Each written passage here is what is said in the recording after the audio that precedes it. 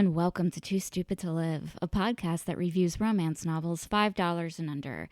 I'm your host, Becky Feldman, and if you're feeling a little hot under the collar, don't worry, your shirt is not on fire. Your business casual shirt is not on fire. No, it is hot as hell summer. That's right, this month of June, we have two very exciting Hot as Hell with TSTL episodes. Hot as Hell with TSTL episodes are special episodes where I chat with your favorite and or soon-to-be favorite authors about their newest books, their careers, sometimes my personal problems, but that happens with every conversation that I have, and so much more. And for today's episode, we have a stellar return guest. Cat Wynn is here. She's a contemporary romance author turned monster romance author with her newest book, Breathless, which is available now. We had such a great time chatting, and you're going to have such a great time listening. So let's heat things up, shall we? Please enjoy the return of Cat Wynn getting hot as hell with TSTL. Professionals here. Two professionals. Well, speaking of professional, I'd like to give you a professional welcome back. Thank you. Welcome back to Too Stupid to Live, Cat Wynn. Hello. Hello. It's good to be here. I have to say, Too Stupid to Live is a perfect name for a podcast for me to be on, because I often ask myself how I'm still alive, because sometimes I make very poor choices, and I'm so glad to be here with us still. Oh my God. Yeah, it's crazy. I mean, that's how I felt. Like, me too. I mean, obviously it is my podcast, so obviously it had to be Too Stupid to Live. But like, if I could get TSTL guests, I mean, what's gonna happen? What's gonna happen? We don't know. Matchup of a lifetime. Yeah. And just like a romance heroine, we too will get our happy endings. Oh yeah, 100%, for sure. Yeah. You last appeared on the show, I guess maybe almost 2 years ago. I don't even remember. God. I don't know. Feels time. like yesterday. It was yesterday. You were on the show yesterday. So since then, how has your life changed for the better since last appearing? For the better. That's a funny question. No, I think it has. Put out a bunch of books. Done a lot of therapy. And I know I talked about therapy last time. So if anybody remembers that, they're going to be like, this woman needs a life. She needs to get it together. And they're right. And I do. And that's why I'm in therapy. New therapist now. So that's good. Yeah. Yeah. So it's been good. My life has changed. I've just recently dipped my toe into monster romance, as you know, by the book Breathless. Before that, I was pretty much exclusively writing like rom-coms or contemporary romance, which I always saw myself as a contemporary writer. However, I think I knew deep down in my heart that I'm just too weird to stay in our reality. I just had, yeah. Like, do you remember the movie Being John Malkovich? Yeah. Of course, right? Like cult classic, like whatever. Like, I feel like movies like that really had a big impact on me. Groundhog's Day, for instance, things like that, like kind of just like surrealist, mind-bendy kind of stories. And so I feel like this is my new era, and this is kind of like where I'm going now, but we'll see. Yeah. Because, okay, so this book, it's Breathless. I loved it. And there is so much like crammed in there. Like, not only is there, like a fish monster, which I loved. Great. But there's also like a multiverse in there.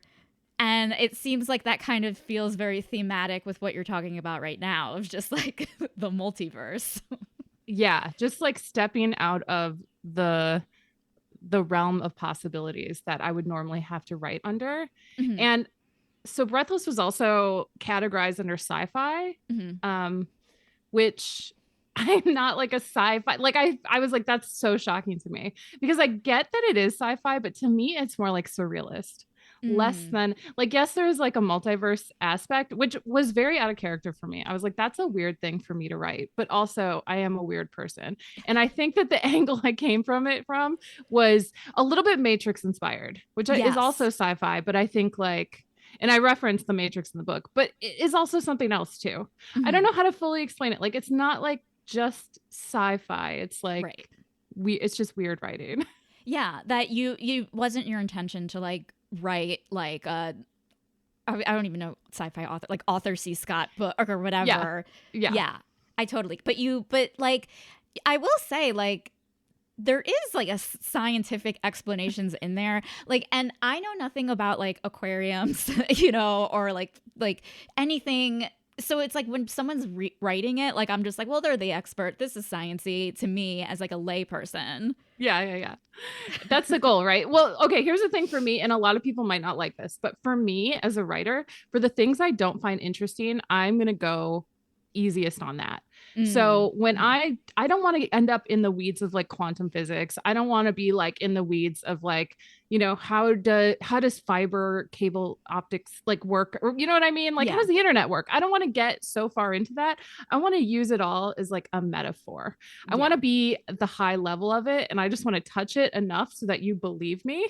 And hopefully you do. And like, some people probably don't. And I'm sure those criticisms are out there where it's like, why are these aquarium people both talk like they should be saltwater or freshwater? Like, what's going on? You know what I mean? Yeah. But it's like, that just isn't my goal as a writer. My goal as a writer is like, tell the story, and the story should be truthful, but the facts don't really have to be.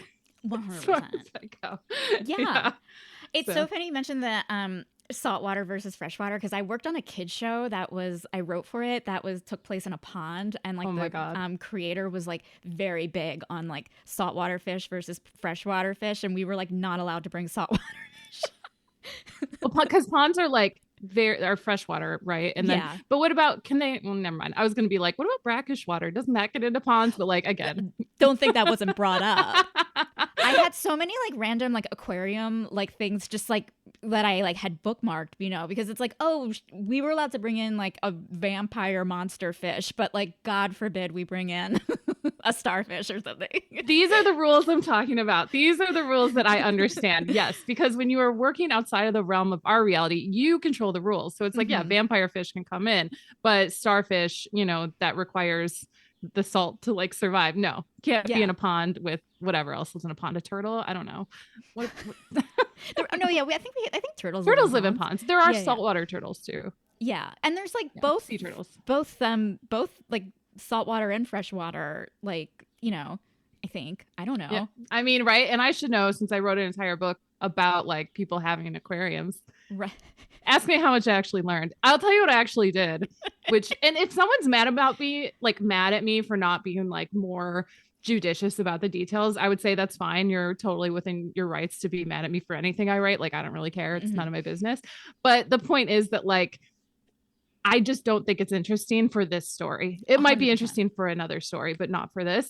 But also, I absolutely did go on like aquarium forums, and I was looking at what people were saying. And I swear, and if you read like the posts that I write up like from the aquarium forums, I didn't stray so far from the source material. You know what I mean? 100%. Yeah, absolutely. Because I think I've been on those forums too. Which is such a funny intersection we're having right now. Yes. Because like, I remember you mentioned like beta or like clownfish and beta fish, and it's like, yeah, we had like a list of fish we were allowed to use. Oh my God. What was the show? Can I ask? Yeah, it's out now it's for kids. It's called Weird Waters.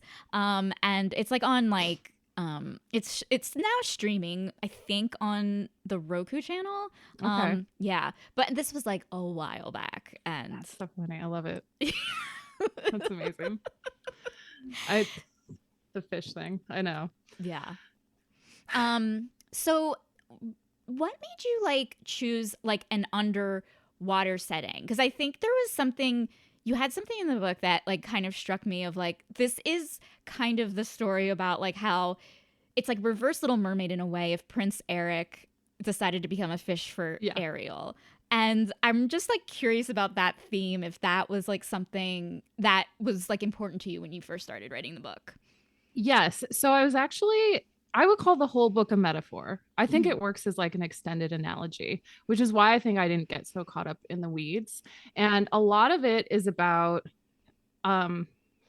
I would almost say it's about desirability politics for one. It's about acceptability within society based on what you look like. And it's about the conflict that happens between embracing yourself as who you really are on the inside, or denying yourself who you are and living under the consequences, and also living under the consequences of embracing yourself. Right. Like what happens when you do that? And I think I hate to say, okay, I want to say this the correct way, because I don't want to sound like I'm trying to co-opt anybody here. Okay. I was definitely, well, like the Matrix is like oftentimes like a trans allegory for choosing to live in like your real reality, like choosing to live in reality, unplugging from the constructs of society and seeing things for how they really are. As far as gender goes, I would say that this is also a gender story. Okay. Like a fish monster, quote unquote, is a gender. Right. So like people are always saying to me, and this is kind of a spoiler, I guess, but I don't know, whatever. Yeah. But I don't believe in spoilers. I'm never like spoiled by anything. Sorry, guys. Me neither. I'm like, what are you going to talk about if you don't talk about spoilers? Yeah, So it's just like, yeah. But I think one of the questions I got a lot, and now I'm like thinking you asked me a question. I don't know if I answered it all, but here we go. One of the questions I get asked just a answer lot. any question. You don't have to be the ones. You know what? How about you ask me a question and I'll answer the one I want to answer? Perfect. That? I love this. This is a good situation. Is that people would be like, well, I don't understand in the book why you don't explain why people are turning into these quote unquote fish monsters.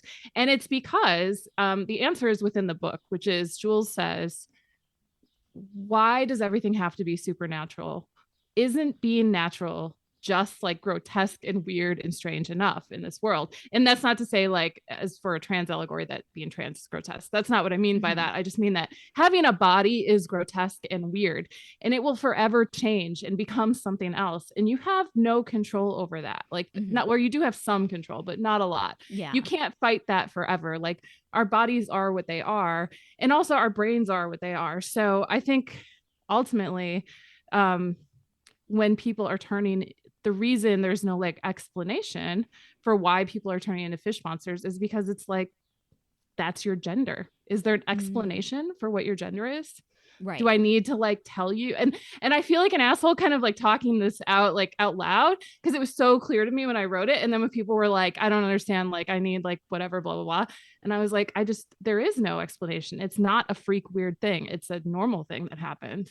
Yeah. And then that's just like, and then having this like journey of having to like leave your community that doesn't accept you or that doesn't see you for who you are and go find new community that is like you can often be like a violent and scary one and dangerous one for people, to be like living out how they want to live. So to me, that was like the multiverse is just another, like it's finding your community, and that can be very difficult to do, and everyone has to kind of choose their journey to do that. And I even I felt like I made it so obvious, because like back to the Matrix thing again, which is also a trans story, or can be seen that way, especially I think a lot, that's what I've heard from trans people, not what I'm saying, but at one point they go to a party and she says like, what, like, do you want, like, pick a pill, like the red pill or the blue pill, you know what I mean? Like, and he's like, there's only red pills. And she's like, okay, well, here's your answer. Exactly. But I was like kind of borrowing from that, not trying to co-opt it. And I'm not saying it's a perfect analogy or that that's like exactly the only interpretation, but that was kind of like, that was my inspiration. And that was what I was kind of guided by when I was writing the story. Yeah. Yeah, absolutely. It's going back to like what you were talking about like getting into the weeds of the science and things like that. It's like, this is, okay, yes, this is a sci-fi story, but it's also a love story. And it's also, at the end of the day, like it's about an everyday person going through this, not like a chemical biologist or whatever they are. So it would be weird if it was like, here's an everyday person, but then all of a sudden like knows what, like, DNA is, you know what I mean? It'd be like weird. We need like some very zoomed in explanation about like what's going on a molecular level to like really, which it's just not going to happen. I'm just not that kind of writer. I'm not a scientist, and I just try to keep it. I try to keep it where it is. Yeah. Again, people might hate that. No, see, I love it because like whenever like I would watch like anything like Planet of the Apes or like not The Matrix, but like, things were like serious things were happening. Like even like, Independence Day. And it's just like, where's like the normal person who's just like, what's their story? Just like, like they don't understand like any of these words. They don't fly aircrafts. They're like, you know, not into weather or whatever. They're just normal people. Not into weather, you know. Yeah, you know, or I'm thinking of I don't know, like the thing where all the weather happens at once. The Day After Tomorrow. Oh, I haven't seen that one. I haven't seen that. Don't spoil. I'm kidding. All the weather happens at once. All the weather happens at once. Wow. It's like being inside my brain. All the weather happening at once. I'll tell you what, they're dead in that story because I don't care about those people. Exactly. And it's like I'm like, okay, so in Rise of the Planet of the Apes, like, you know, what's his face is like having his like the apes are like taking over, and it's like I just want a story about like a normal person who's just like but it's a love story, but there's just apes in the background, you know, and people are turning into apes. A whole thing is happening. Doesn't matter. This is their love story. That's romance for you, right? That's what I want. We censor. Exactly. I know that, you know, it's never that, of course, because that's not what we center in like movies like that. Right. Yeah. Because you have to explain the world and all this stuff. And it's like, I just like, and I did read another an alien romance recently where it was like that. And it was like actually quite refreshing because it was just like an everyday woman falls in love with a blue alien. And yes, was there some sort of alien insurrection on Earth like 20 years ago? It was a huge war. It was like really big. It's permeated in culture. Doesn't matter. And I'm like, this is what I want to read. So they would like turn on the news and it would just be like, oh yeah, another war has erupted or whatever. And they're just like, well, another, just like how we kind of have to live through things too. Exactly. It's kind of like, there was another ceremony at the Galactic Memorial today. In other news, blah, blah, blah. And I'm like, that's great. So funny. What an interesting angle. What was that book? It was called Whisked Away by the Blue Alien. It's also a Hanukkah romance. Obsessed. It's so Hanukkah good. Blue Alien romance. You don't get better than that. Truly. I bring that book up, like I've been bringing that book up since I recorded that episode, and I talk about it all the time. It's one of my favorite things books. Stay with you. They just stay with you. I have been recommending it nonstop. Yeah, those SEO titles, man. I got to get into that. It's like tell the me about blue. That. Yeah. See, I don't know because I follow like. I am a terrible marketer and I just like do what I want to do, which is for better or for worse. So it's like, but I see the SEO titles of people who are like do well with their romance, and it'll be like the blue alien who kidnapped in forced proximity with me and our forbidden romance love story, Grumpy Sunshine. Right. Like, yeah. Okay.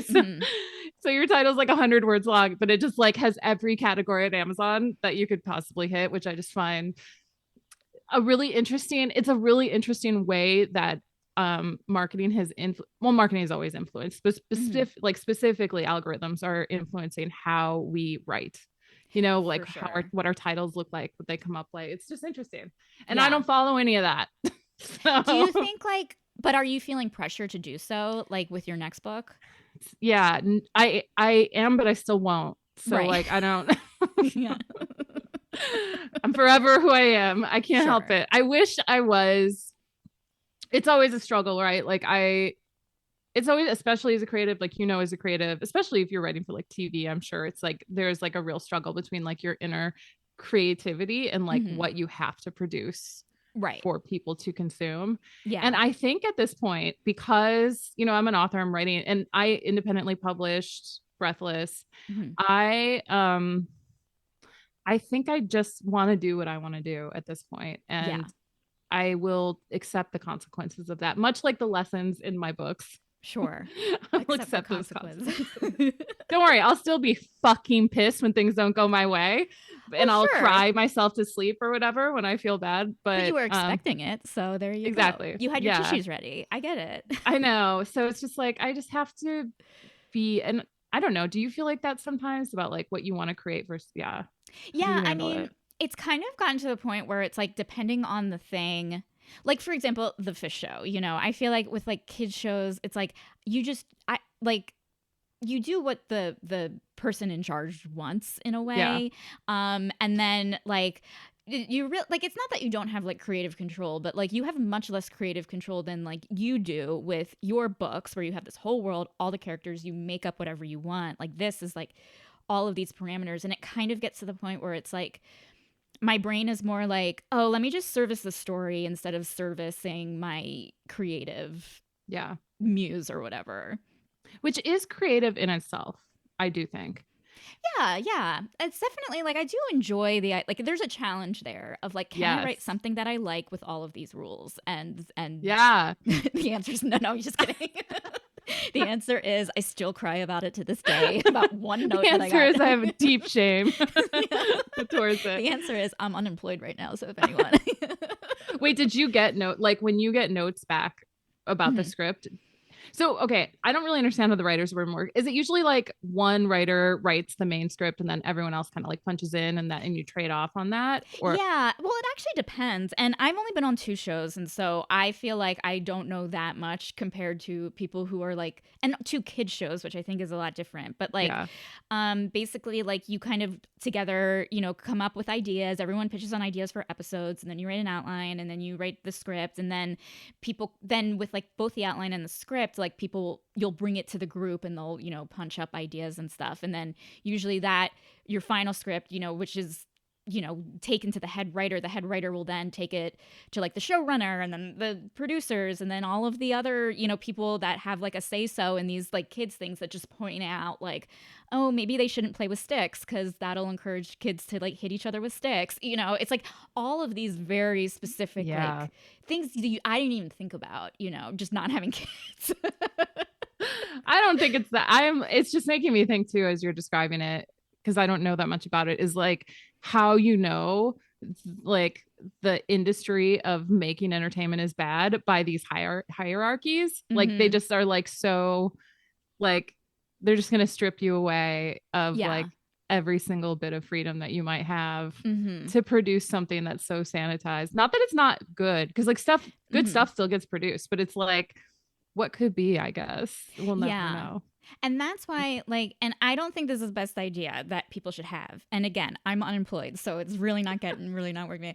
But I kind of go into those kinds of things knowing that's going to happen. Yeah, so I try not. Yeah, so I try not to kind of like really get too emotionally invested, because, like you said, then I would face the consequences of like feeling having to acknowledge that I feel terrible all the time, and I don't want to do that.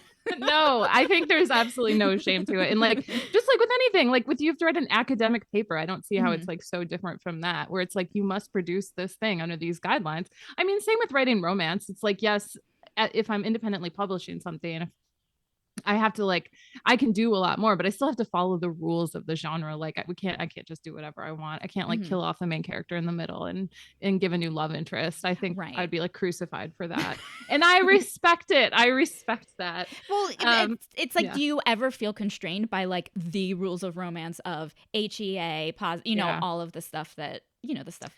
I don't feel constrained by the HEA because I am an HEA girl and I believe in the happy ending for the most part. Like when it comes to romance, I certainly do. I think recently I have been wondering about like, who really am I as a writer? I feel like Breathless was not what anyone expected it to be. Like, I don't know. And I knew that, like, I knew when I was writing it, I was like, this does not really follow like a typical monster romance like archetype setup. Like the story's a little different, and I was really worried, to be honest with you. I was like, people are gonna hate it, like they're not gonna get this. Not that people won't get things, because not that they're stupid or something, but just because like I'm gonna produce something that's gonna miss the mark and people are gonna be like, why, what the hell? So I think I felt, I was worried about that when I wrote it. And I think it made me reevaluate as a writer, like, who am I? Like, because as a romance writer, you really do have to follow the rules, like strictly. And I have never minded that. Right. But lately I feel that my stories are getting so weird. I'm like worried I'm going to get lost in it. You know what I mean? Yeah, I get that. Yeah. And I will say, like, as a reader of your books, this does feel very different. Not in a bad way, but if your name wasn't attached to it, and if it was like, oh, just read this book, I wouldn't think, do you know what I mean? It would be like a Cat Wynn book. But what was I gonna say? I totally forgot. It was like weird, something with going off. Oh, it was so good too. You got it. Okay, it'll get there. Hang on, let me think about this. Oh, Well, okay. In this book, I will also say, like, when I thought I wanted to try writing a romance novel, I went on like the Karina Press, kind of like Yeah. guidelines to whatever. And I remember they were talking about like, oh, make sure the character is this, make sure the character is that, make sure the character is that. And I felt with Jules, her character broke those rules as well. Like Jules Oh my broke the God, rules. interesting. Yeah, interesting. Because like, I don't know. I just feel like for the longest time, like there were romances where, like it was kind of like the woman had to be, 28 years old, have her shit together, have a good job, be attractive, and also like in terms of like mental health, like not really display any like serious like mental health, no dark thoughts or anything like that. None that was her fault. She could be the victim of things. Right. But she fights back in a strong way, but she can't be the person in the wrong sometimes. Exactly. Like she can't be the self-deprecating kind of, she has to be like someone we would want to be friends with. And it's not that I wouldn't want to be friends with Jules. I did like her character. I want to be friends with Jules more than most characters, but it just feels like, oh, that kind of archetype of a character seemed to break some of the rules that I sometimes associate with a contemporary romance novel. Yeah, that's really interesting. I'm thinking about that because here's how I described. So by the way, I recently signed an audiobook deal with Podium Audible. So this is coming out on audiobook soon. Yay. But this is how I described to the person who acquired the book.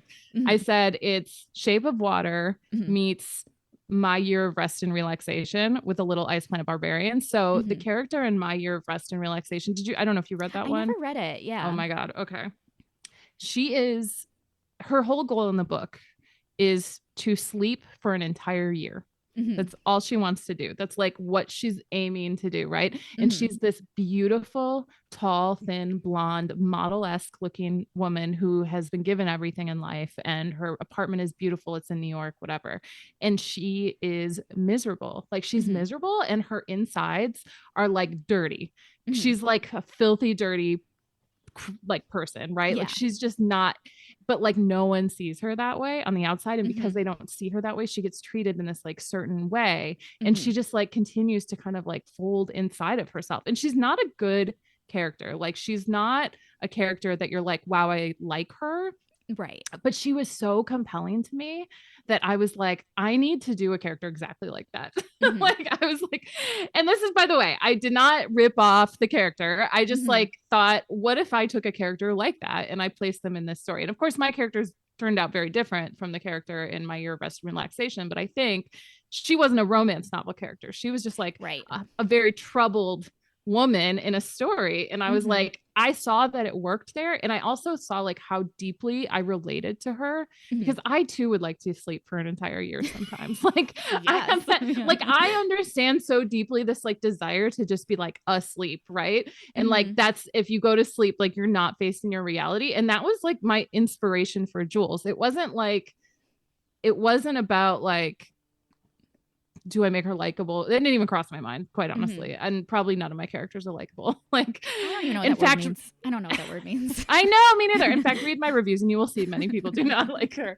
But I don't know. I just thought it was so much more interesting and so much more true to what I was trying to say by making her someone who on the outside looked like she should have it all. Like someone who is like desirable, but who on the inside is like dying inside. Like she's dying inside, quite literally. Like she's for sure. Yeah. You get the impression in my head, kind of the feeling is like if she doesn't turn her life around, she will be dead. Right. At the end of this book. Like if she doesn't make the right choices, which for a book where I feel like you wouldn't think like I didn't set out either to like make the stakes high, but the stakes ended up being like incredibly high at the end of the book. Right. Which I never write like that ever. So, yeah, for sure. And that was like another thing. I was like, oh, whoa, this is like Romeo and Juliet style. Yeah. Well, her name is Juliet. Happy. Yeah, her name's Jules. They were, Jules, Juliet. Now it's all making sense. Were you like, you mentioned that like you were headed towards this direction of Breathless because it's like, you're like, it feels like you're like kind of embracing your weird side. Yeah. But like, did you have any awareness like when you were doing it about like kind of the rise in like monster and alien romances like currently? Yeah, that's a good question because they really are on the rise. And I feel like that worked to my favor because I don't know what would happen to this book if that wasn't the case. Like people really are seeking weird. I think for one, people don't want men. No. They don't want men in their stories. Nope. They just want a facsimile of a man. Right. You know what I mean? And a monster is like a man in his truest form. It's like he actually looks dangerous. If you saw him, you'd be like, that is dangerous. Which is how we feel about men often. Yeah. So it's like the monster is like emblematic of that, but he looks dangerous, but he's actually not. Right. Whereas with men, it's often they don't look dangerous, but they actually are. So I think that's one of the reasons monster romances like hit so big. And plus, I think it's just like our imaginations as human are big. Like we've always had like monsters, Greek mythology, like, you know, whatever, Egyptian mythology, like we've always worshipped monsters. And this is just kind of, I think, an extension of our ancestries as human. You know, we want to like fuck things that are like kind of magical. Like, I mean, it's in the Bible. No, it's in the Bible. There's dragons in the Bible, right? I mean, because there is like this weird like when monster romance first started coming about, like I was like, I do have a mild curiosity. Like I always thought the beast was sexier as a beast, like, you know, naturally, like King Kong and the lady. Our sympathies lie with him. We're rooting for those two. Yeah. If for some reason, I don't know why, I like that she fits in his hand. There's something very romantic about it. I don't know why. So obviously, like when it came out, it's like, yeah, my brain wants to go there, but I never really saw. I always saw it as like me being disgusting. I never saw it as like. Isn't that funny though? Because I think that's everyone's initial reaction is like, oh, I'm just like really fucking weird. And then the romance community, which is why I love it so much, was like, no, come in and embrace this. Embrace this moment. Like we're doing nothing wrong here. Right. Yeah. You know, we're just living a fantasy. And that's why I also think that monster romance is entirely metaphorical. Like whether you want to think it is or not, I think it's always this metaphor for the thing that is scary actually saving you, the thing that is scary actually loving you, the thing that is scary is actually not the thing that's going to kill you, which is not our reality in the world we live in. So there's like a healing aspect to it that I think is interesting. I think for me, when I started writing I think for me, it was like, I just need to write something weird because I am very weird. And I don't feel that I've expressed that enough. And I think I saw this as an opportunity because, you know, a few years ago when I didn't know about romance or monster romance very well, I don't think it would have really occurred to me. I wouldn't have really known what to do with it, but because it's been so normalized and accepted, I was like, well, and I saw the trailer for A Shape of Water. I never even saw the full movie. I just watched the trailer and then I read the better. It's fine. Oh my God. Well, that's a compliment. There's so many better books. Like there are so many fish. I've read another fish monster book. And again, I'm like, I just wish Shape of Water was this, you know, like an actual romance. Exactly. Or it is actually, technically it is a happy ending romance. Yeah. But I don't know. There's like something about it that's like there's a bittersweetness in terms of how it ends. Like she doesn't have much of a choice, you know, and it's like kind of a bummer, you know. And the focus is off, I feel. Yes. Right. Yeah. Like it's not romance focused. Exactly. So, yeah. Yeah. That's so interesting. You're so right. Like all of the monster romances are better than Shape of Water for that very reason. But Shape of Water is like exalted in a lot of ways. Great movie. Yeah. Right. As this like beautiful cinematic experience, and it makes women are feeling a certain way about it. And, you know, but like that's where we see, or when I read the Wikipedia, because again, I didn't actually watch the movie, I was like, oh, I know how I'm going to write my story now. I was like, oh, I've got it. I'm like, if they can do this, I can do better than that. Well, not better, but more romantic than that. Like I can do that. Yeah, because like I feel like with Shape of Water, like obviously I think it's like a different kind of like fantasy kind of thing about like whatever humanity and things like that. And yes, there's a love story, but it's also very tragic. And like, you know, you never think that like even with like King Kong, there's something very tragic about it. Of like, you know, too tragic. I can't watch King Kong. Too tragic. Yeah. Even like, and I'm not even talking about like one of them, like just the story in itself of like. Oh, there's misunderstood beast. Exactly. Like humanity is always going to get in the way. Yeah. Versus like, I feel like with these kinds of books, it's kind of like, well, what if if like it was fine? Like what if like you could just fuck a monster and it's fine? That's so true. It is like that because you have like the comfort and the safety of the romance story where you know you're not going to get fucked over in the end like that. Right. Like you might cry, but for the better, you'll cry. Yeah, but it's not like this kind of like treatise on like humanity and how we fail all the time, you know. That is so I know, I cannot with that, like the relentless pessimism of so much art that's put out in the world that I feel like is often produced by men who have an understanding of the world that everything is like about conquering and dying or winning or like subjugating or whatever. I feel like so many stories are based off of that. Like Shape of Water kind of has that too. Like, oh, we captured this like fish creature and now we're gonna like fucking destroy him for some reason for our own idle curiosity. And I feel like those stories are trying to tell you this is who we are as humans. And I reject that narrative. I reject, you know what was the oh my God. What's the movie with Emma Stone and Mark Ruffalo that came out? Poor Things? Poor Things. Yeah. Okay. I didn't watch the whole thing. Don't worry. I still have opinions about it. I also reject that narrative about like what a child is like, what a child's brain is like what a woman is like, what a girl is like too. Like what we're set out there, like with her being kind of like violent in the beginning or like overly sexual. Don't get me started. But like, I think, or like Lord of the Flies. I reject the narrative of Lord of the Flies. In fact, there's my dog. And in fact, in reality, like, did you ever hear that? I think it was like of This American Life or something where it was like what happened in Lord of the Flies actually did happen to some kids. It was a group of boys. And I did hear about it. Yeah. But I never, And what happened was they took care of each other. And they were like kind and they developed like a very peaceful system to like make sure everybody was safe. And like someone actually did get injured and they like all like worked together to make sure that that person was taken care of and safe. And these were not white children, by the way. So I think that bears saying because Lord of the Flies is white children. And these were not white children that this happened to. But it's like, I reject the narrative that we as humans are so fundamentally bad and violent that every story we tell has to be some kind of indictment on our nature. Right. I reject that. Like, yes, we live under capitalism. And so that's what it looks like, but I don't actually believe that's who we are. Yeah. And that's why I write romance. Right. Yeah.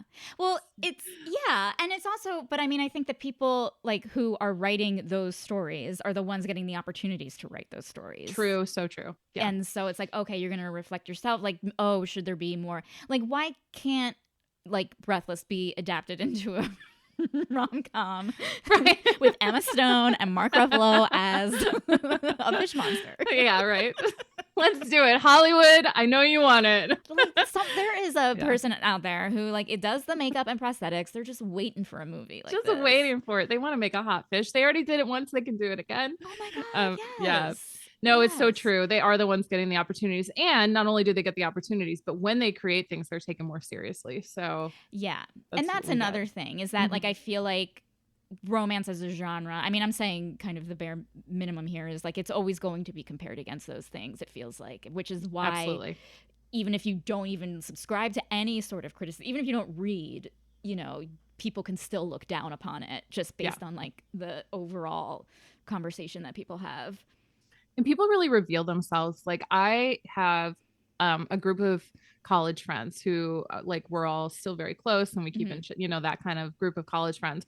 And it's so funny how differently they responded to finding out that I write romance. Like one of them was like, yeah, I'll read it no matter, like one is like kind of like a real man's man, but he like read them all. He's like, oh, I liked them, like always buying my book. Like you would never expect it, right? Like not a guy who like tells his feelings, but like read all my books and supported me in every way. Where one of the other guys was like, oh yeah, I can't read something like that. I'll have to like make fun of you. Like thinking it's kind of like a joke, right? Yeah. And this is someone like very close to me. And I understand like, look, people are weird about like what they read and what they prefer. So I don't take it personally, but like, like, you know, some people like really turn up for it and can like open their minds, but like some people just can't get there. Yeah. And that's like how it's treated. And that's fine with me because, and I'm sure you understand. It's like you as someone who creates things like has to be okay with people not taking you seriously. Oh, like, yeah. And that's just how it is. And you know what? I don't take me seriously either. So fair enough. Yeah.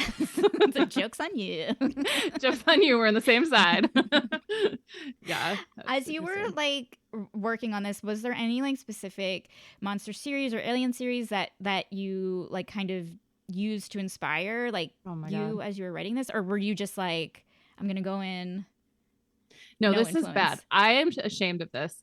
I actually didn't read like any, I've read very limited monster romance. And I only say that because I think there's a lot of really amazing writing out there, especially when it comes to monster romance, but I've only read a few things. Right. So I want to be clear that it's not because I don't think it's good. It's just because I haven't been reading anything. We don't have time. We don't have enough time in our day. Like there's not enough time. I know. And, like I said, like, and I really will say like My Year of Rested Relaxation was the main motivation for this book, which is very funny in retrospect.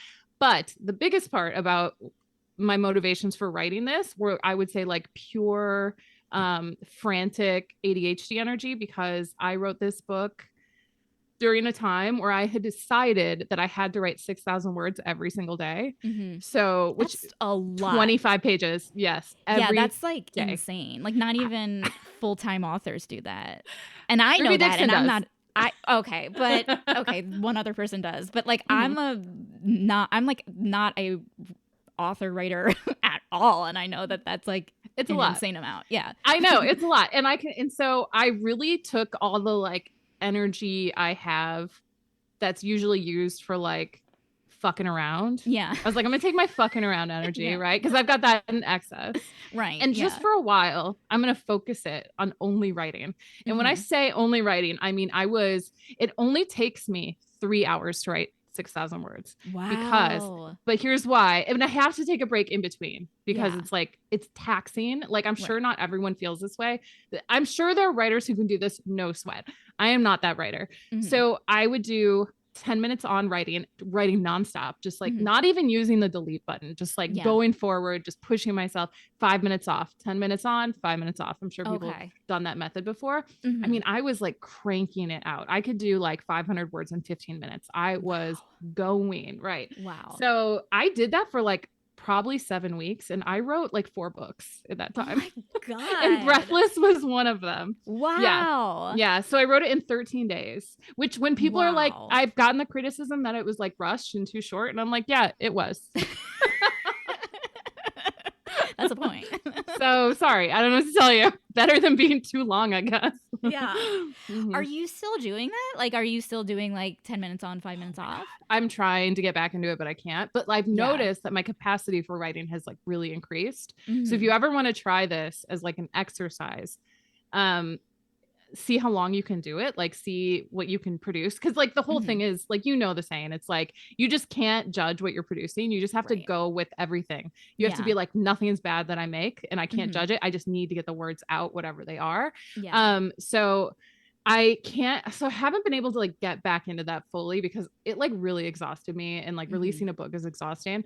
But I do notice now when I sit to write, I can write like 3,000 words and it doesn't feel like much. Like it feels pretty easy. So it kind of did change the like my perspective on what a lot of writing is, which is interesting. I hope I can get back to it. I think I can do it. It's a matter of kind of like brute force. Like like it's really like is. It just seems like, it also seems like it's like what energy you had at the time, you know, like oh, you were just you were like, oh, I have the energy to do this, like so I can. And it was not good for someone like me who has like anxiety big time, or I don't know if it's anxiety or if it's ADHD. You're an ADHD girl, right? I am. Yes, I got diagnosed like almost 2 years ago. Oh my God. A year and a half ago. Yeah. Okay. I feel like when we talk, so I got diagnosed late. Too. Yeah, I remember because you had asked me, and I was like, no, I think I just have anxiety. And then when I got my diagnosis, I was like, my first thought was, I should tell Kat. I don't know why I thought that. Yeah, but I was like, I know I need to tell like my friends and the people in my life, but I was like, Kat should know. But yeah, so I'm a late diagnosis.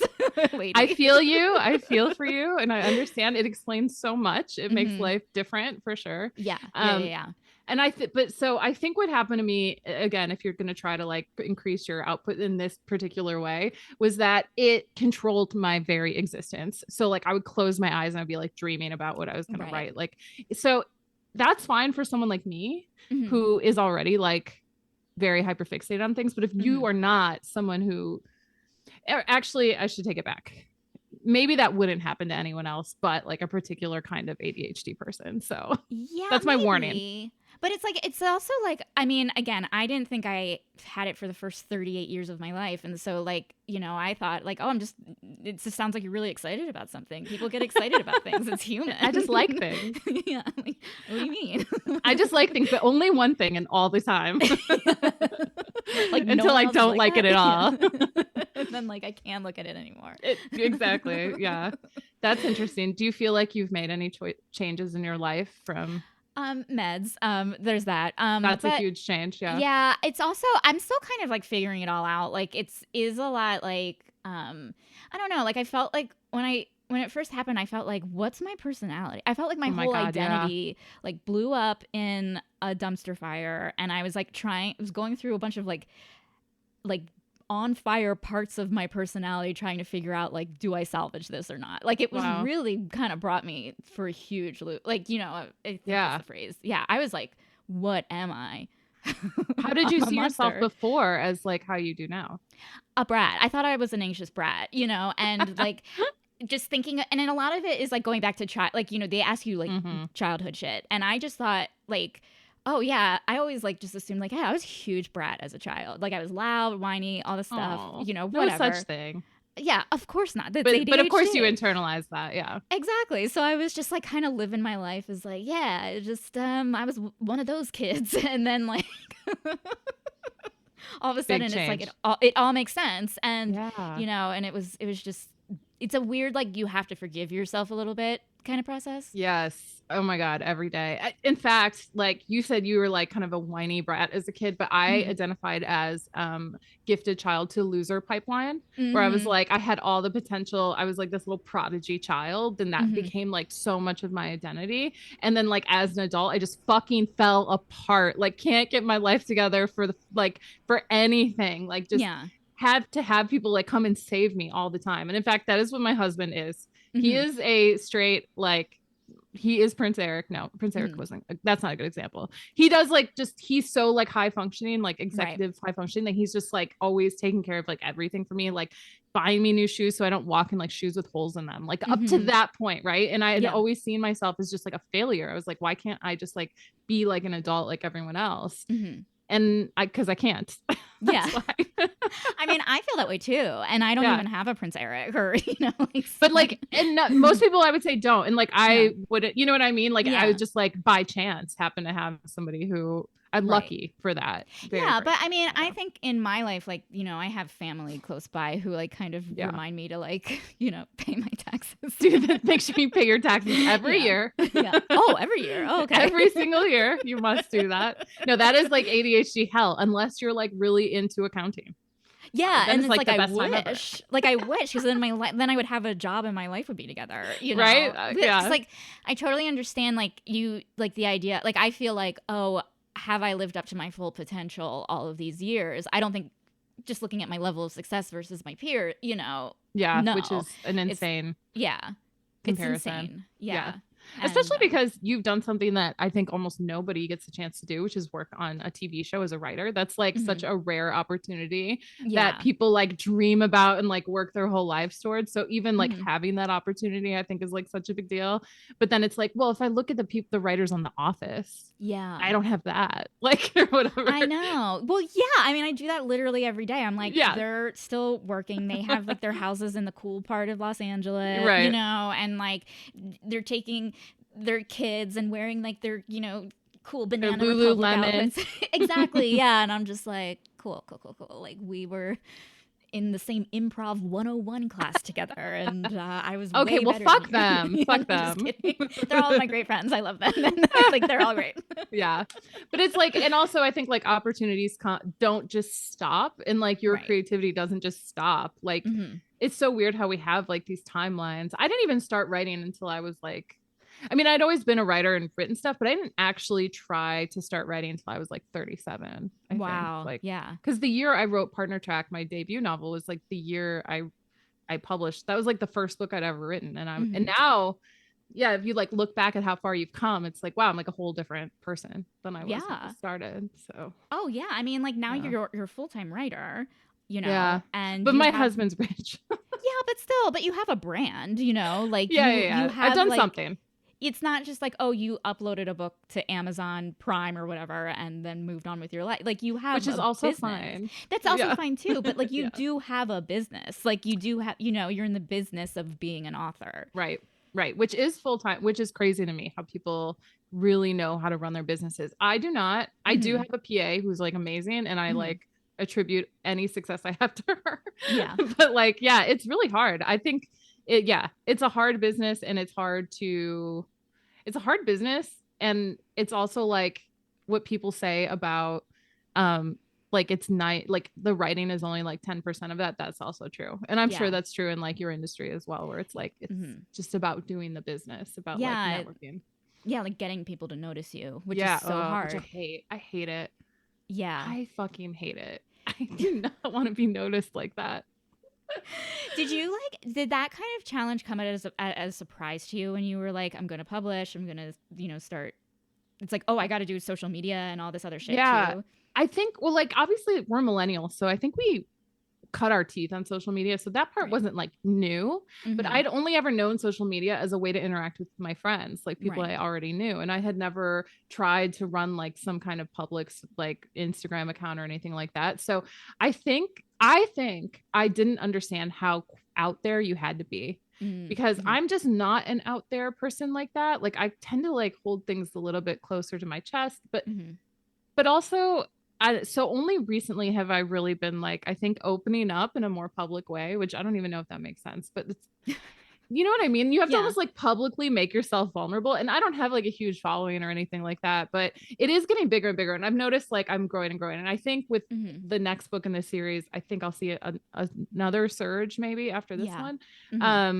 And yeah, you have to be so okay with like being perceived. And not even in like a famous person way, because obviously there's like fame, but then there's like also just like being public facing and like having, like you said, a brand and like having to interact with people.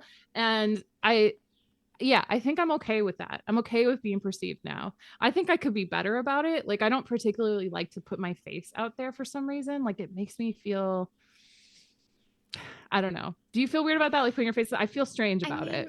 It's weird because it's like I also perform as well, and so like it's like, oh, I do have a very weird thing about my face where I'm just like, any audition I don't get, I'm like, no one wants to see my face, you know. And I love that is the response. I do. I love that.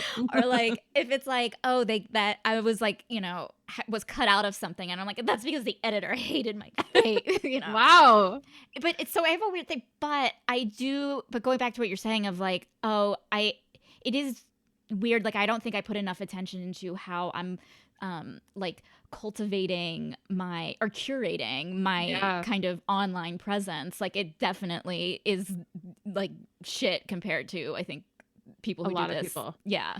You know what I realized? This is what I realized, and I feel like this is probably true for you, but I'm not going to speak for you. I'll just say, I realized that my sense of humor, my particular brand of like being and way of like mental illness, open, whatever, like has begun resonating with people. Whereas I don't know if it did before or if I just wasn't being as loud as I am now. Like even now, if I put an Instagram story up, by the way, if you follow me on Instagram, that's where I post all my secrets. My Instagram stories. So anything you post on your grid is an overshare, and anything you post on your stories is a secret. So all my Instagram stories are my secrets. Got it. Good to know. Yeah. So I hate posting on the grid because it feels like too much, but I always post shit in this. And I always get like a lot of interaction with my Instagram stories. And I was like, that's really interesting that that's happening, because that's where I'm most showing my personality, or I'm most saying the things that I just thought everybody knew about me, you know? And then it made me realize, oh, people don't know you. and you have to make yourself known. And it's very uncomfortable. And then I also had to make like peace with the fact that a lot of people aren't going to like you. Particularly, a lot of people are not going to like me. I think there are people who are much more palatable than me. I do not consider myself like a palatable or sanitized person. I'm the same way. I'm about myself. Yeah. Like, which is so much better in my opinion in a lot of ways. I need to embrace that more. It's something that's just been like when I first moved out here and I was like doing auditions and like sending my headshots, you know, like so many people are like, oh God, you just don't have a likable face. Like they would be like, oh, you remind me of someone I just don't like. And unreal that's feedback anybody would give. But I mean, this was in 2008 or something. Quite a time to be a woman. 2008. My God. No, but like, it's like you receive that feedback. And now looking back, I'm like, it's the most ridiculous thing I've ever heard. Anyone who has any sort of rationality in their brain knows it's ridiculous. I still think about it. It'll always be branded, a thought that's branded in me. But do you think you now with the awareness and like with the years of like now we're adults, we're real adults now. Kind of, yeah. Can you embrace it now instead of run from 100%. Yeah. Because it is like because you then realize like, oh, why am I internalizing all of the terrible things everyone else is saying? Like, why? Like, that's not my problem. Like, that's a you problem. You know what I mean? Like, and not only that, but the things that people criticize you for are actually like the best things about you always. And the thing, because there'll be things you don't like about yourself, right? Because maybe you've heard someone say those things. Like people would say to me, like, why are you so like, but you're such a loudmouth, you're so annoying, you're so argumentative. Like people always talk about me like that all the time. And I understand that. And for a while I was like, well, how do I present myself as nicer or whatever? And now I'm like, now I think I'm finally coming into my own. I think so. I'm sure everybody has this, but I'm sure I will have more places to grow to. But as I've just recently kind of made like these discoveries that I can't be afraid to say how I really feel publicly. And some people aren't like, I get unfollowed a lot on Instagram. Like I'll go through surges where I'll get like a bunch of followers and then like a ton of people unfollow me when they start reading my stories. And I'm like, good, because I don't want people here who don't get it. Like, you need to go. Like, you're a waste of my time. And also I'm not going to pander to your like delicate sensibility or whatever the fuck, like comfortability you're looking for within me. Cause you're not going to find it. Like I'm just not going to play that role. And I know that some people are like, I guess more like brand friendly. I would say I'm not a brand friendly person. I never will be. I don't strive to be. And hopefully that doesn't completely like, torpedo my career as a writer. Because it is interesting, seeing like some authors online, and even with like the content of this book, it is like you're more judicious with like how you present yourself, how you present whatever. But like, okay, in this book, there is recreational drug use and it's not marijuana. Like, I think that to me is huge. Like as someone in California, that's why. I didn't even think of that. That didn't even occur to me as something that people might not like. No, I mean, I got very excited because it was like, oh, I think maybe because like the book I read previously, or it was like, well, someone did too much cocaine and one time and died. It was like kind of like the what? I don't know. It was like there was an addiction thing, and it was like everyone I know would be dead. I know exactly. Well, so, first of all, everyone does coke. We all know. I mean, come on. And yes, of course, it can be a problem and it can do terrible things. But like, come on. Yeah, but then it was just like, oh, and then like to go from like that kind of dynamic, that kind of thing, to let's do Molly at the club, which is what people do. I'm not condoning it or saying it should be bad or before it. It's what people do recreationally. Doesn't have to be a thing. And it wasn't a thing in this book, which for me, I find surprising. It just. Are you reading Amish romances? I'm like, that's all I read. All I read. I just love those Christian romances. That's what I'm on these days. All I read. I don't know what it is about. Like, I guess maybe because it's Molly in particular. Maybe it definitely is. Yeah. I believe you. I think I don't read enough now to know what's going on, which is really sad as an author. I do read. Don't get me wrong. It's just like when you're writing a lot, you just don't always have space for the reading. I kind of have to do things in chunks. So I think I've like lost touch with what the rules are in that sense. Like what is seen as like socially acceptable. So I was just like to me, I'm like, all drugs are socially acceptable. Right. Yeah. I mean, in real life, yes, you know, Yeah, like I yeah. think who like doesn't have that night where, you know, like even people who are like, you know, homebodies, like everyone has had some sort of instance where this was offered and it wasn't a big deal, or just it was in your periphery, or you Right. took it and you just had a night, you lived your life. And like that, like, it was something that happened in this book, and again, just because of just because it wasn't marijuana, I don't know, it Right, was right, just right. like, oh, okay, like it felt more like, and I know this is a book about a fish monster, it felt more real, you Yeah. know, it did Yeah. feel very real. Like real people who go to the club and like take some drugs and then hook Yeah. up. That's what we do. And there was Right. no like expeditious punishment for that. Exactly. It didn't even Yeah. occur to me, quite honestly. I'm so far away from like what the mores are that I'm supposed to follow, I think. But So, I think that's like working out in your favor though, because like you are let's writing hope. what you want, you know, Let's without, hope. Let's hope. yeah. I Oh, I mean, will yeah. say, I don't read reviews usually, but I saw quite a few for this book, and I did see 2 bad reviews. One of them was just like fine. I was like, that's fine, whatever. But Mhm. one of them was like so very specifically like cooking me that I was like cracking up over it for like days. I could not stop. I like copied it and like sent it to all my friends. I was like, look what Mhm. this person said. And this woman who wrote it was like, this is written this book is written by a person who it seems to hate men, cops, and mothers. Men, cops, and mothers. Well, first of all, I'll say this. I have no beef with mothers, okay? But like I'll take that. Sure. Like I don't care. Yeah. Men and cops. I thought we all hated men and cops. What's going know. on? I thought that was understood in our community. I was like, honestly, like, she got me. Yeah. Like The thing is, when I see a comment like that, I'm kind of like, I just found my favorite book. It's like, Yeah. you know what I mean? Thanks Not that I have any problem with mothers. Like, again, they're great, but it's just if someone has that reaction, I'm like, I want to read this. It just seems so bad. conservative. It's such a conservative reaction. And I can't remember because I don't think I read the whole review, but I think they said something about like they had read my other books. And I'm like, was I not giving the impression that I hated men and cops and possibly mothers in my other books? Because I thought I was. Like, I thought I was across the line giving that impression. Yeah, but like, even if you weren't, like, do you have to say that in all of your, like, why does it seem like you have to like be like, hi, I'm a Democrat, like, here's my book, you know, like, or just whatever. So funny. I know. And I was like very heavy handed on the anti-cop part. I get that. I probably could have been a little smoother with that, but like, why? Yeah. It was like, why? Like, I knew who the villains were in this book. We all know who the villains are in real life. Like, come on, cut me a break. Men and cops, yeah. Yeah, men and cops. Come on. And maybe mothers. I don't know. I don't know. I mean, they birthed us, so you know, there's some responsibility there. But it was like one of the funniest things I've ever read. And I said, it was funny because I sent it to someone and they were like, oh, I'm so sorry. Because it was a bad review. And I was like, oh no, you don't understand. Like, this review touched me. This review like spoke to me. Yeah. More than like but I did get some other really interesting reviews too. Again, because I don't normally see them, and I did see quite a few. Like people saying it was like kind of horror like too. Yeah. Which I didn't set out to do.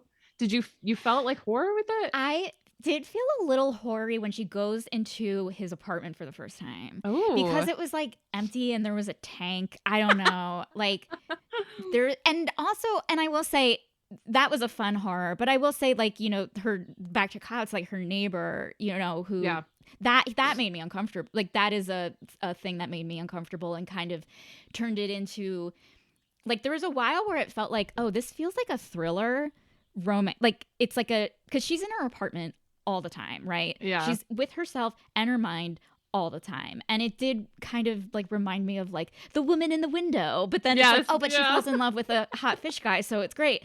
But like there were times when it was like you're just sitting there with her thoughts, and it does feel definitely like a psychological thriller at times. I got that feedback too. Someone said it was like a thriller and a like crossed with a rom-com. And I was like, that's very interesting. Because again, not at all what I set out to do. Someone said it was like Lovecraftian in nature, which is like a super stylized kind of horror, which I would never watch. I would never read like any Lovecraft. So I'm like, so I'm fascinated. I guess there is like body horror happening. So yeah. But I guess it was like the horror of like there's something more grotesque about the horror of, what was the neighbor's name again? Like Jason.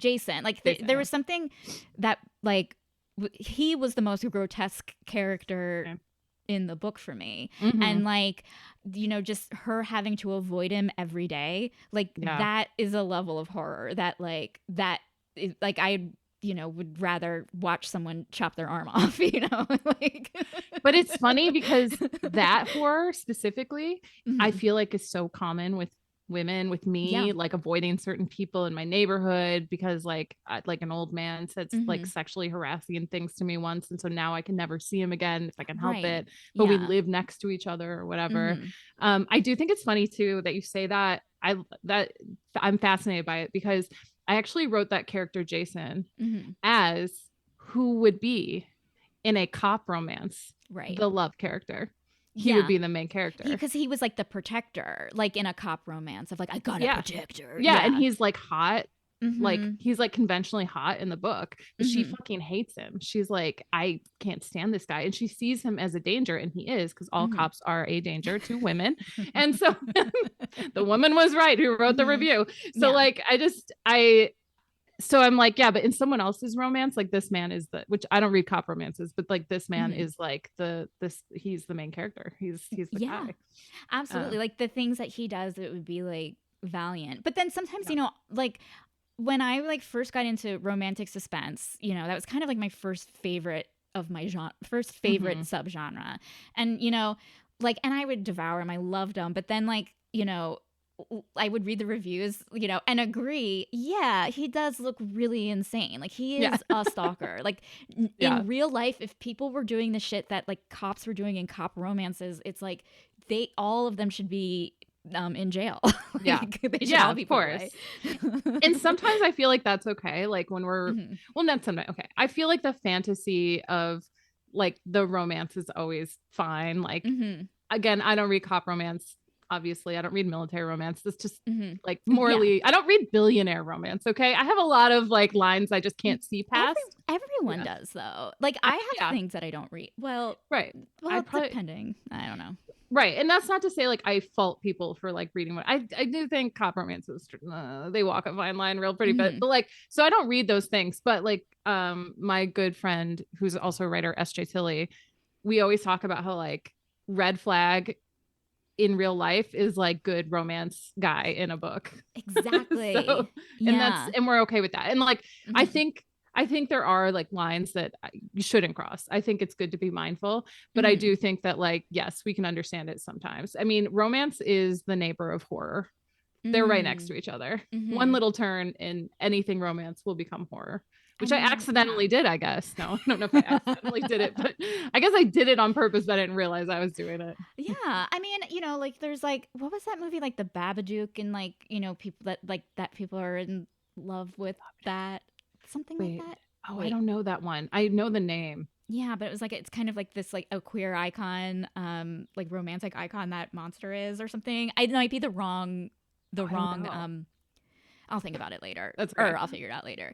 But what you're saying of like romance and horror kind of being next to each other. I mean, obviously my first thought besides the Babadook goes to vampires, you know, like there's something so sexy about the teeth that could like literally kill you, you know? True.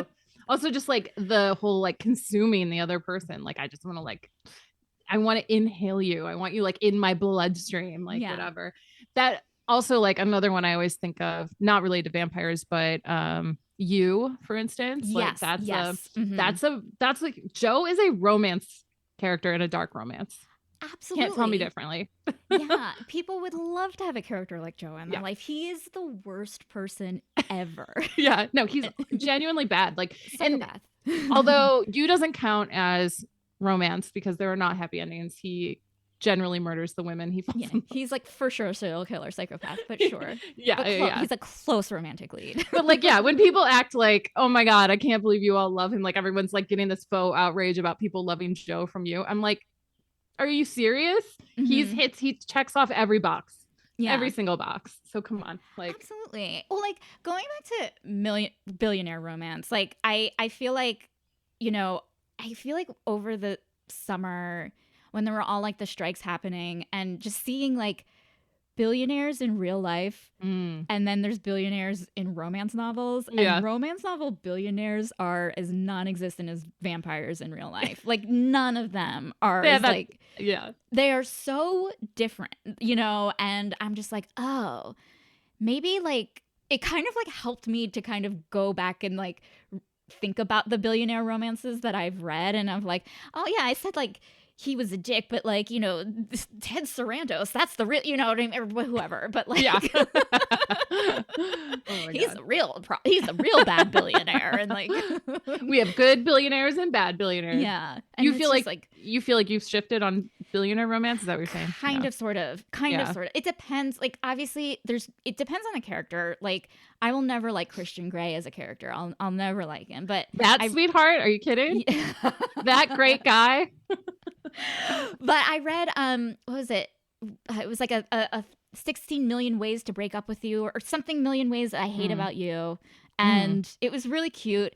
And he was a billionaire, but like not you like not the billionaires right now who are like having their own islands and like, you know, whatever, like just so separated from, I think it's the separation of like modern of real billionaires from society than like romance novel billionaires, because they're not as in their like bubble of whatever those real billionaires do. Yeah, I mean, if you're gonna write about a real billionaire, the things you would have to write would be so reprehensible that nobody would be okay with that person being the main character. So it's like a romance billionaire, he just wears nice suits and he buys you whatever you want. He takes you on a dinner to Italy in the middle of the day for some reason, like, right? Yeah, that's like what he's doing.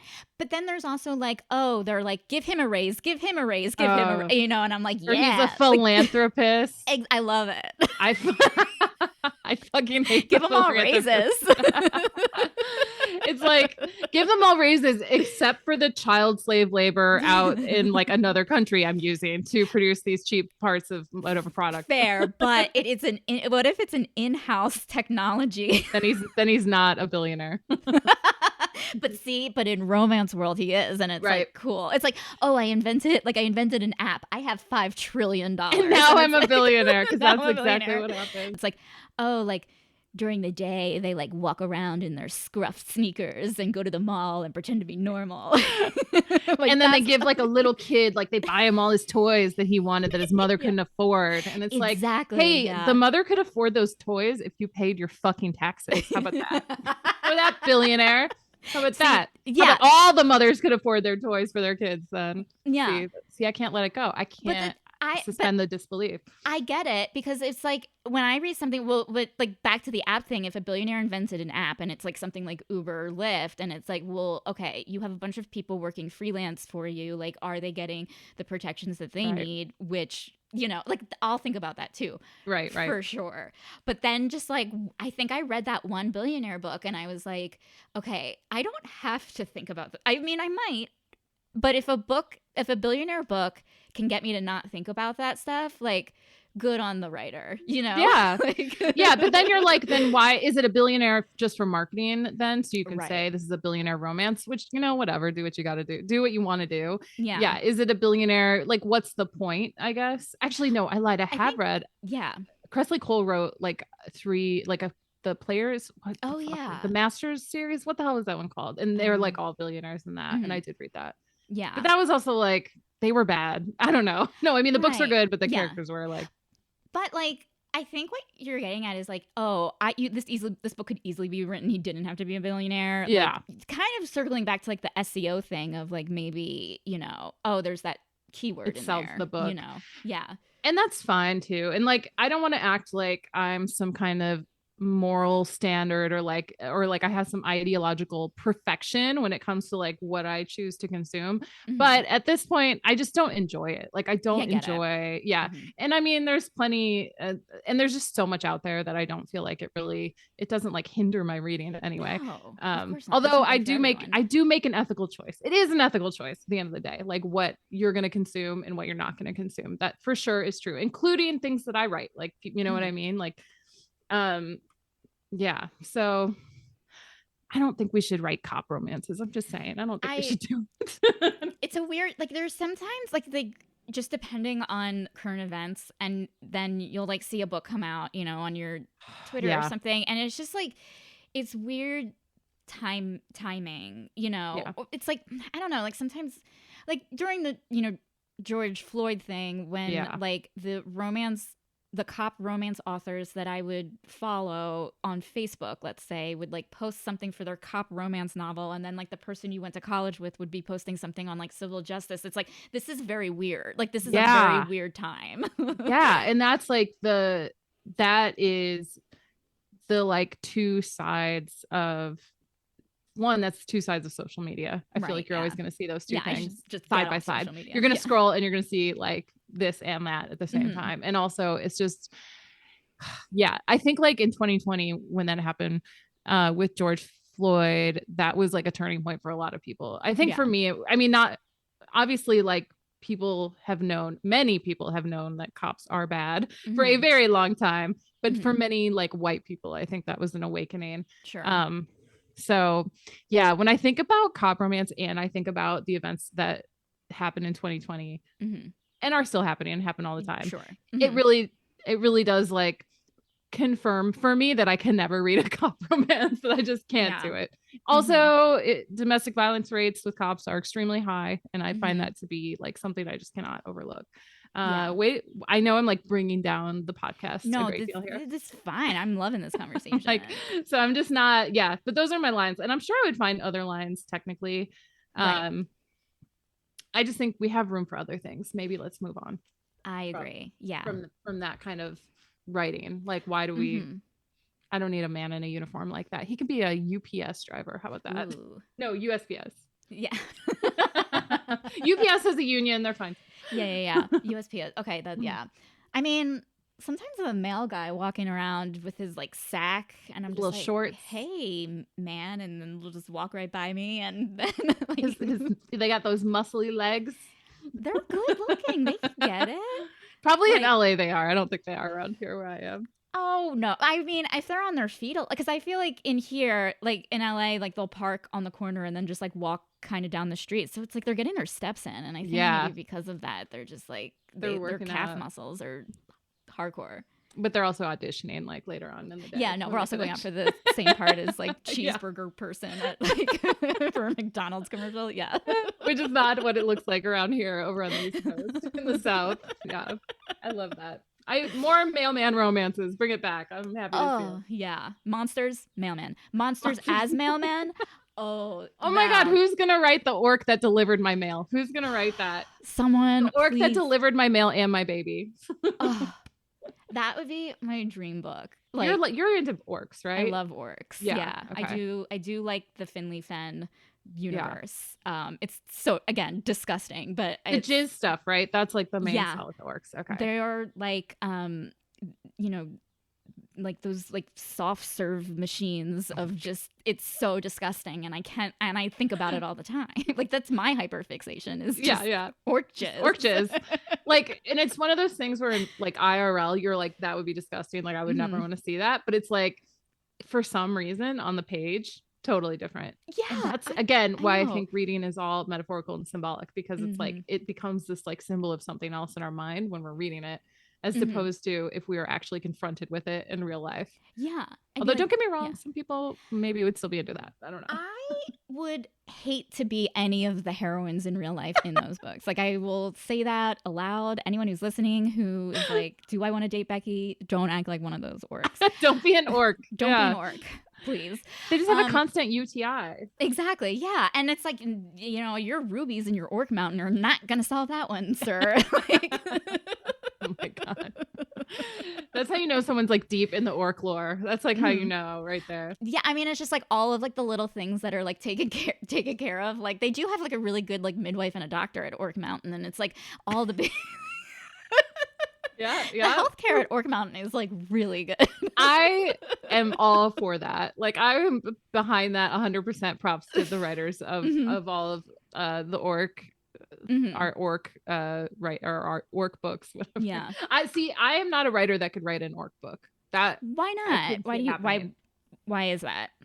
I think I don't. So I'll tell you Do you want to know? I don't even know. Mhm. Like the next book, what it's about? Yeah, because that's my next question. Oh, okay. Of like, I want to Okay, hear what's next. Yeah. so the next book is about the character's not in Breathless at all, although the best friend also gets her own book, but that's the third book. So the next book is about a woman who is being haunted by a monster in her dreams.